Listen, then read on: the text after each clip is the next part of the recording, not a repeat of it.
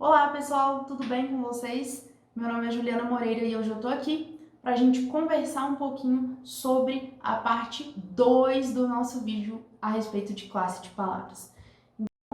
Se você não assistiu a parte 1, volta lá para assistir, porque lá estão os grupos das palavras variáveis e aqui a gente vai falar das palavras invariáveis. Bom, se você tem interesse nesse assunto e em tudo que diz respeito à redação do Enem, não deixa de curtir esse vídeo, se inscrever no canal, clicar no sininho para receber as notificações de quando eu postar conteúdo novo, beleza? Bom, então, dando continuidade ao nosso estudo sobre classes de palavras, agora a gente vai tratar das classes que são invariáveis. Então, lá no vídeo 1, a gente tratou, vou mostrar aqui para vocês na tela, das palavras variáveis, ou seja, aquelas que sofrem alterações, os substantivos, os adjetivos, os artigos, os pronomes, os numerais e o verbo. E agora a gente vai tratar das palavras invariáveis, que são aquelas que não sofrem alterações. Então, as preposições, os advérbios, as conjunções e as interjeições. Vamos começar então com as preposições. Pessoal, preposição nada mais é do que uma palavra que estabelece uma relação com um ou mais termos dentro de uma oração. Quando eu digo para vocês blusa, vocês estão pensando em uma blusa qualquer. Cada um de vocês está pensando em uma blusa, em um modelo, em uma cor, em um estilo. Blusa tem um significado para cada pessoa. Quando eu digo frio, cada um imagina uma coisa. Uns vão imaginar chuva, outros vão imaginar neve, uns vão ter sensações. Cada um vai pensar em uma coisa quando eu disser frio. Mas quando eu digo blusa de frio, todo aquele conjunto que era possível de ser imaginado com blusa, ele é reduzido, assim como a ideia de frio é reduzida, e elas se encontram em algo que a gente vai começar a pensar de forma semelhante, que é a blusa de frio. Não é mais qualquer tipo de blusa, e eu não estou falando mais de qualquer frio, eu estou falando de algo que qualifica a minha blusa. Esse de, que é essa preposição, une esses dois termos da minha oração, como eu estou mostrando aqui na tela para vocês, no caso, blusa e frio, transforma em blusa de frio, beleza? As preposições, apesar de não variarem, então, o de vai ser sempre o de, ele não vai variar em gênero, não vai variar em número. A gente tem as preposições divididas a partir das funções que elas desempenham. Então, eu tenho aquelas relações que podem ser de autoria, né? Esta música é de Djonga, ou essa música é de Maria Bethânia. Eu troquei do masculino para o feminino e não tive alteração na minha preposição, porque ela não varia. Eu posso ter uma relação de lugar, estou em casa, e aí essa preposição é invariável. Eu posso ter uma relação de tempo, estudei durante as férias, posso ter uma relação de modo, vamos estudar por categorias. Esse por está indicando a forma, o meio como a gente vai executar o estudo. Nós temos uma relação de causa, então estou cansado de estudar. Eu estou cansado porque estudei demais. Estudar é a causa do meu cansaço. E a gente tem relação também de finalidade. Ele veio para entregar os exercícios. Ele poderia ter vindo por qualquer razão, mas ele veio para entregar os exercícios, por algo muito específico. Então, percebam como essas preposições, elas juntam, termos ali da nossa oração e desempenham, fazem a gente entender, estabelecer uma relação específica entre esses termos. Apesar de elas estarem divididas nessas categorias dentro das preposições, e é importante eu dizer, não são só essas que eu apresentei aqui, tem mais, e aí depois vale a pena, quando a gente for trabalhar um vídeo só sobre preposições, a gente se aprofundar em cada uma delas, mas agora basta que vocês percebam como elas não variam e como elas conseguem estabelecer essas relações entre os termos, ok? É importante que a gente perceba, então, como elas conseguem estabelecer essas relações entre os termos. Isso porque preposições são muito utilizadas, especialmente quando a gente está escrevendo os nossos textos ali, pensando, por exemplo, na redação do Enem, e a gente não pode abrir mão delas, e a gente precisa, além disso, perceber como elas são importantes para estabelecer esse tipo de relação, ok? Depois das preposições, a gente vai ter a categoria dos advérbios. Advérbios estão dentro de uma classe gramatical que é responsável por modificar um verbo, um adjetivo ou outro advérbio. Quando eu digo chegaram cedo para estudar, cedo foi a forma como eles chegaram. Então, eu tenho aqui uma palavrinha que é o cedo, que é um advérbio, modificando o verbo chegar. Então, uma palavra que modifica um verbo, um advérbio. Eu tenho ainda uma palavra que modifica um adjetivo. Então, quando eu digo era a menina mais inteligente da escola, o mais está modificando o adjetivo inteligente. Por isso, está dentro da classe dos advérbios. Eu posso ter ainda um advérbio que modifica outro advérbio. Então, vamos para o exemplo. Partiram ontem lentamente. Então, a gente tem o ontem qualificando o verbo partiram. Eles não partiram a qualquer momento, eles partiram ontem. Então, ontem é um advérbio que está modificando o meu verbo. Beleza. Mas não só isso. Eu tenho mais uma informação sobre o verbo. Partiram ontem de que forma? Lentamente. Esse lentamente tá junto com o meu ontem ali, tá modificando o meu ontem, que já está modificando um verbo. Então, tem um advérbio modificando um advérbio. Tranquilo? O que é importante a gente perceber?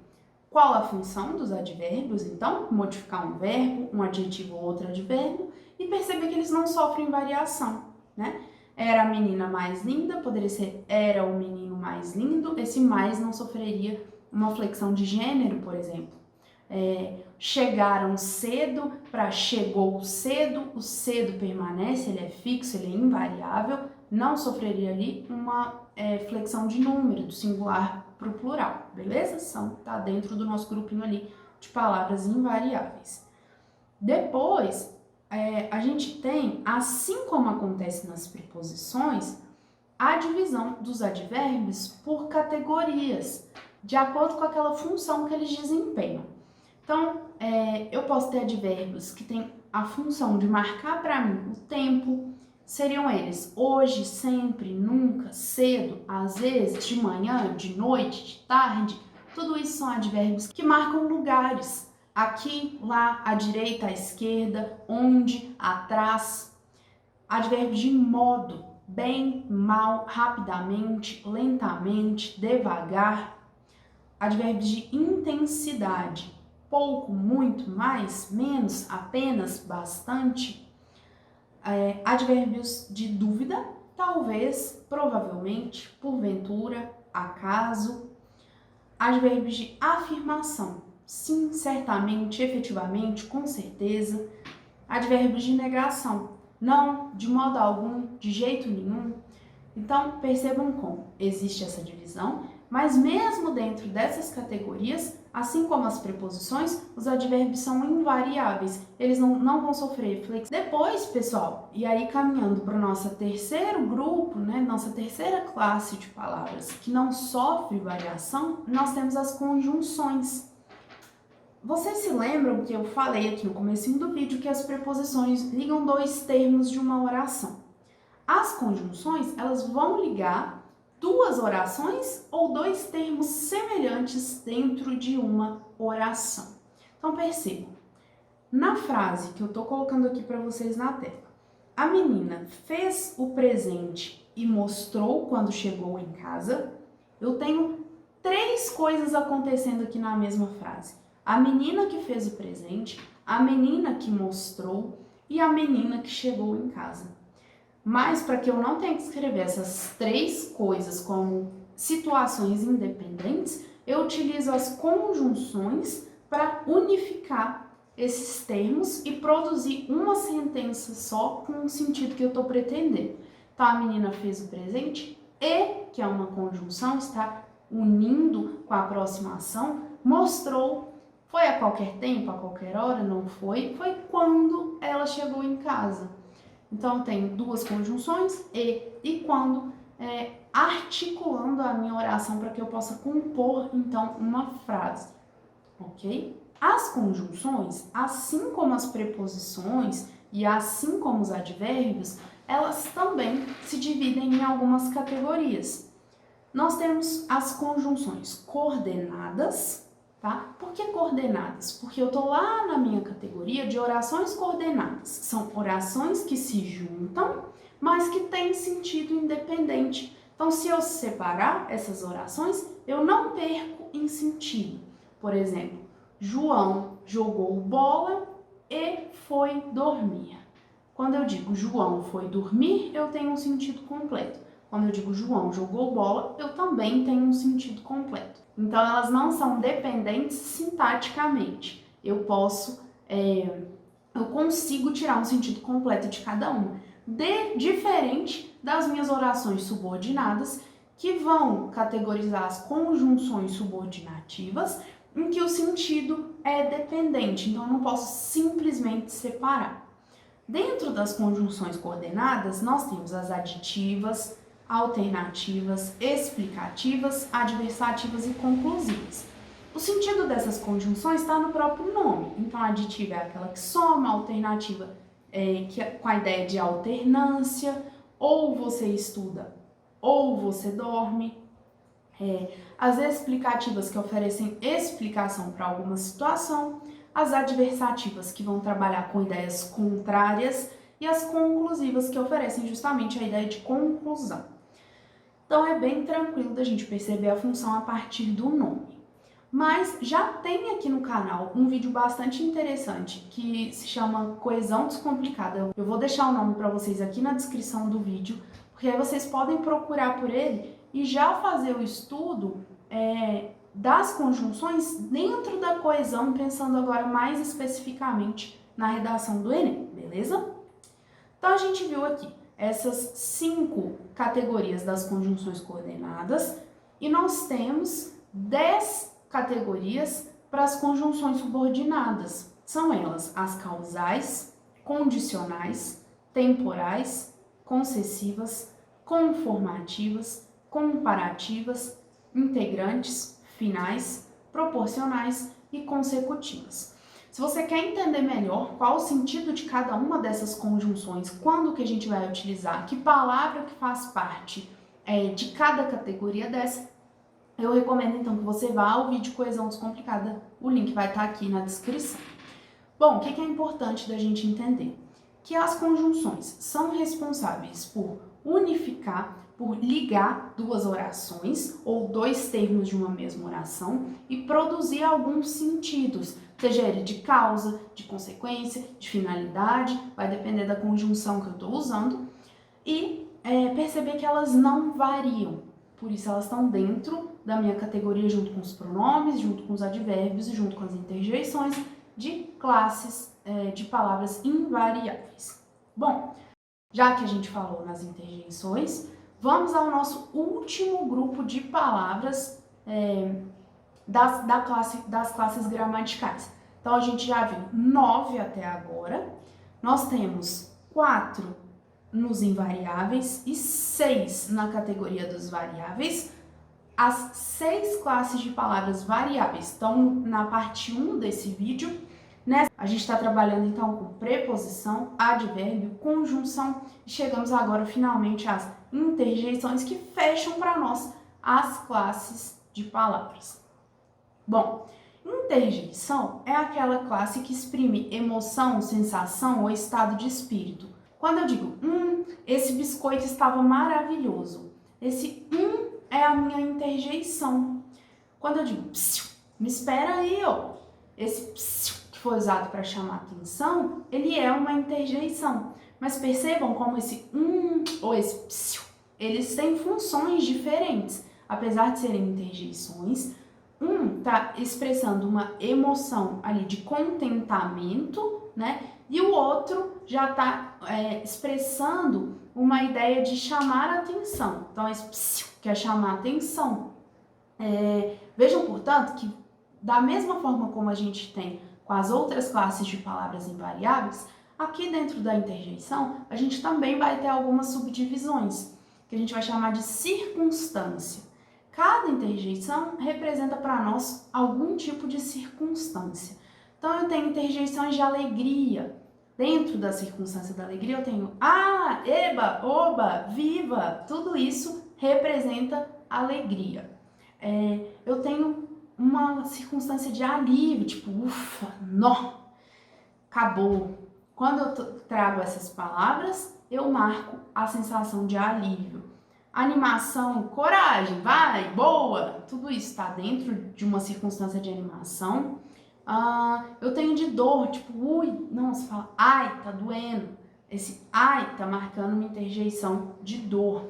Percebam como as interjeições, como elas são, como elas exprimem emoções, sensações, estado de espírito, elas vêm acompanhadas de uma exclamação, é sempre algo com bastante força na nossa escrita ou na oralidade, quando elas são usadas na oralidade. Estou pensando aqui no texto, porque a gente sempre tende a levar para o texto aqui no canal. Mas então, quando a gente escreve lá, tipo, ai, de dor, a gente coloca uma exclamação que é para marcar essa intensidade. Não é qualquer ai, não, é um ai de dor. E aí a gente tem uma interjeição que consegue mostrar para nós a circunstância em que aquilo aconteceu, que foi uma circunstância de dor. Bom, pessoal, então a interjeição, fechando aí para nós as classes de palavras, elas também não variam, não tem nenhum tipo de flexão que essas interjeições podem sofrer. E eu espero que tenha ficado tranquilo para vocês todas as categorias aqui de palavras, todas as 10 classes gramaticais, por que algumas variam, por que algumas não variam e quais são elas, principalmente. Então, para a gente fechar esse vídeo, a gente vai retomar. Vou colocar na tela para vocês pela última vez, deixem anotado aí, as nossas 10 classes de palavras divididas em 6 e 4. 6 classes de palavras variáveis, os substantivos, os adjetivos, os artigos, os pronomes, os numerais e os verbos.